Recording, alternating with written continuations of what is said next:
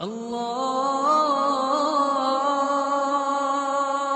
اکبر اللہ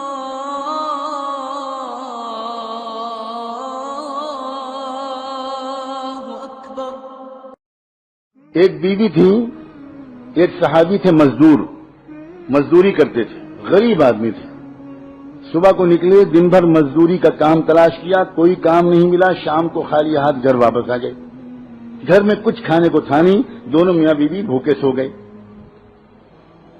کہہ دینا بہت آسان ہے، اللہ نہ کرے ہم پر کبھی فاقہ پڑے۔ فاقہ، آدمی کو چائے نہیں ملتی تو دماغ خراب ہو جاتا ہے۔ کچھ نہیں تھا، پانی کے سوا کچھ تھا ہی نہیں، ایک پیالی دودھ نہیں تھا، بھوکے سو گئے۔ صبح کو پھر نکلے، پھر بیوی نے دروازے تک آ کے سلام کر کے رخصت کیا۔ پھر بیچاروں نے دن بھر کام تلاش کیا، پھر شام کو خالی ہاتھ واپس آ گئے، پھر کچھ نہیں ملا۔ پھر دونوں میاں بیوی دوسری رات بھوکے سو گئے، 2 راتیں اور 2 دن۔ اب تیسرے دن صبح کو پھر بیوی نے دروازے پر رخصت کیا، وہی سنت کے مطابق مسکراتے ہوئے سلام کر کے۔ اب وہ شوہر نکلے، لیکن جب چند قدم شوہر چل کے باہر گئے تو بیوی کو کچھ یاد آیا، انہوں نے واپس بلایا ان کو، کہا ذرا 1 منٹ میری بات سنیے گا، ایک بات بھول گئی تھی کہنا۔ وہ واپس آئے۔ اب جب یہ واپس آئے تو اس بیوی نے کیا کہا اپنے شوہر سے؟ اپنے بیوی نے شوہر سے یہ کہا کہ میں آپ سے یہ کہنا بھول گئی تھی، اس لیے آپ کو واپس بلایا کہ 2 راتیں 2 دن تو ہو چکے ہیں، دونوں فاقے سے ہیں۔ میری محبت کی وجہ سے آج اگر آپ کو کوئی کام نہ ملے تو کہیں میری محبت کی وجہ سے آپ کوئی حرام لقمہ لے کر مت آئیے گا، تیسری رات ہم پھر خالی بھوکے سو لیں گے، مگر حرام لقمہ لے کر مت آئیے۔ مجھے بتاؤ، یہاں تھوڑے سے مرد بیٹھے ہیں، جس مرد کو ایسی باہمت اور وفا شعار اور ساتھ دینے والی ایسی بیوی مل جائے گی، وہ مرد دنیا کا بادشاہ اپنے کو محسوس کرے گا کہ نہیں کرے گا؟ وہ پہاڑ سے ٹکرا جائے گا صرف اسی ایک وفادار عورت کی محبت کے سہارے۔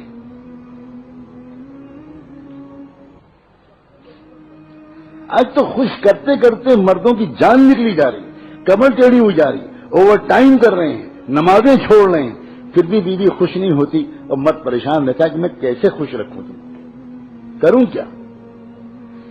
گھر کے اندر کے سکون کا سرچشمہ وہ عورتیں ہوا کرتی تھی جو یہ کہتی تھی کہ آپ کی صحت مجھے عزیز ہے، آپ زیادہ محنت مت کیجیے، میں چٹائی پر سو لوں گی، پنکھا جھل جھل کے اپنی گرمی کو برداشت کر لوں گی، مگر خدا کے لیے اپنی صحت مت خراب کیجیے۔ جب بیوی شوہر سے یہ کہے گی کہ آپ اپنی صحت کا خیال رکھیے، اتنا زیادہ مت کمائیے کہ آپ کی صحت خراب ہونے لگے، اتنا ٹینشن مت لیجیے، سادہ سے زندگی گزارنے میں بڑا مزہ ہے، ذرا بچوں کے پاس بیٹھیے، وقت دیجیے بچوں کو، آپ صبح سے نکلتے ہیں رات میں آتے ہیں، 2 سال 3 سال دوسرے ملک میں رہتے ہیں، یہ کوئی زندگی نہیں ہے، میں اس طرح کی زندگی گزارنا نہیں چاہتی۔ جو عورت اس طرح کی بات اپنے شوہر سے کہے گی، آپ بتاؤ اس گھر میں سکون کی جنت ہوگی کہ نہیں؟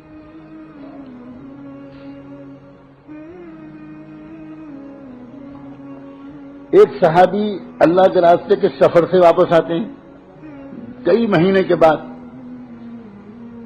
اب آدمی اپنے گھر واپس آتا ہے، تمنائیں لے کر آتا ہے، ارمان لے کر آتا ہے، خواہشات لے کر آتا ہے، نئے طرح طرح کے خوبصورت خیالات اس کے دل میں ہوتے ہیں۔ اب وہ آیا گھر میں، بیوی نے خوب اچھا استقبال کیا، خوشیوں کے سارے سامان فراہم کیے، بہت اچھی رات گزری، بہت پیار بھری رات گزری۔ ایک بچہ تھا، شوہر دیکھ رہا ہے کہ بچہ کہیں نظر نہیں آ رہا، تو تھوڑی دیر کے بعد وہ پوچھتا ہے بیوی سے کہ بیٹا کہاں ہے؟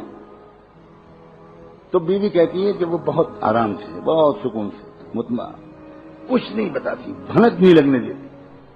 جب رات پوری گزر جاتی ہے پیار بھری، صبح کو بیوی اپنے شوہر سے ایک بات پوچھتی ہے، ایک مسئلہ بتائیے، آپ کے پاس کوئی امانت کسی نے رکھائی ہو اور وہ امانت واپس مانگے تو آپ بتائیے کیا کرنا چاہیے؟ تو وہ کہنے لگے یہ کوئی مسئلہ پوچھنے کا ہے، امانت تو ہوتی ہے اس لیے کہ واپس کرنی چاہیے، فوراً واپس کرنا چاہیے، اور واپس مانگنے پر کوئی برا نہیں ماننا چاہیے۔ تو کہنے لگے بس یہی قصہ ہے، اللہ نے مجھ کو اور آپ کو جو بیٹا دیا تھا امانت کے طور پر، وہ آپ سفر پر تھے، اس کا انتقال ہو گیا، اللہ نے وہ امانت واپس لے لی۔ میں رات آپ کو بتا دیتی میرے سرتاج، تو آپ کی رات خوشیوں بھری نہ گزرتی۔ میرے دل سے پوچھئے کہ میں نے کتنا اپنے دل پر پتھر رکھا، ایک ماں ہوں میں، اور آپ آئے تو اس بچے کی یاد نئے سرے سے تازہ ہوئی ہوگی. اب سوچئے، لپٹ کے روتی، شکوے کرتی، شکوے نہ بھی کرتی تو غم کا تو اظہار کرتی. لیکن پوری رات گزر گئی اور بھنک نہیں لگنے دی. صبح کو ہوا، صحابی سناٹے میں آ گئے، حیرت میں لگے کہ یہ بیوی ہے، یہ کیا نعمت ہے، یہ ہے کون، کیا میرا نصیب ہے کہ مجھ کو ایسی بیوی مل گئی. اور جب وہ صحابہ خوش ہوتے تھے تو بھاگ کر کس کو خوشخبری سناتے تھے؟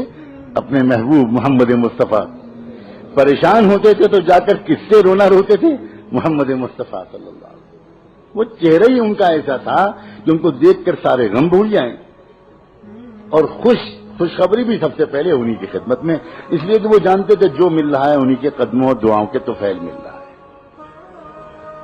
بھاگے بھاگے گئے، حضور کو جا کر یہ خبر سنائی اور یہ بتایا کہ آج یہ رات یہ واقعہ پیش آیا، میں اللہ کے راستے میں گیا ہوا تھا، لمبا سفر تھا، واپس آیا، خوشیوں بھری رات گزری. بیٹے کو پوچھا، یہ جواب ملا. صبح کو اس نے بتایا کہ بیٹے کا انتقال ہو چکا ہے. اللہ کے رسول صلی اللہ علیہ وآلہ وسلم تھوڑی دیر عجیب کیفیت میں آئے اور اس کے بعد کہنے لگے، جنت میں تم دونوں کو اپنے ساتھ ٹہلتا ہوا میں اللہ کے ہاں دیکھ رہا ہوں.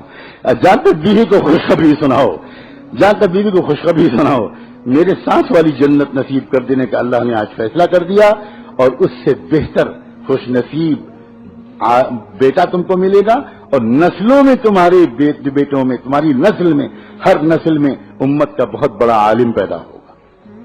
ایک بیوی کے وفا اور اخلاق اور صبر کے نتیجے میں 700 سال تک امت کو جو فقہا اور محدثین ملے ہیں، اس میں ہر زمانے کا سب سے بڑا فقیہ انہی کی اولاد سے ہوتا ہے. یہ ہے برکت. ایک عورت اتنی برکت والی ثابت ہو سکتی ہے. میرے آقا نے یوں ہی کہہ دیا کہ خیر متاع الدنیا المرأۃ الصالحہ، دنیا کی سب سے قیمتی نعمت، سب سے بڑھیا نعمت ایک نیک بیوی ہے. حضور فرما رہے ہیں المرأۃ الصالحہ. اور تو آپ اتنی اہم مخلوق ہو، نہ مردوں نے آپ کو پہچانا نہ آپ نے خود اپنے کو پہچانا. سچی بات ہے. مردوں نے بھی آپ کو کس نگاہ سے دیکھا؟ آپ سے خالی کام نکالے، آپ کو خالی گھر کے کام میں جوت دیا، آپ کو ڈانٹا، آپ کا دل دکھایا، نہ آپ کو ولایت کے راستے پہ چلایا، نہ آپ کو ذکر سکھایا، نہ آپ کو اللہ کی محبت سکھائی، نہ آپ کو تہجد سکھائی، نہ آپ کے اندر اللہ کے رسول کا عشق پیدا کیا، نہ مردوں نے کیا، نہ آپ خود اپنے کو پہچانی. آپ بھی خاص سوائے ہونٹوں اور آنکھوں اور چوڑیوں اور بندوں اسی میں لگی رہتی ہیں.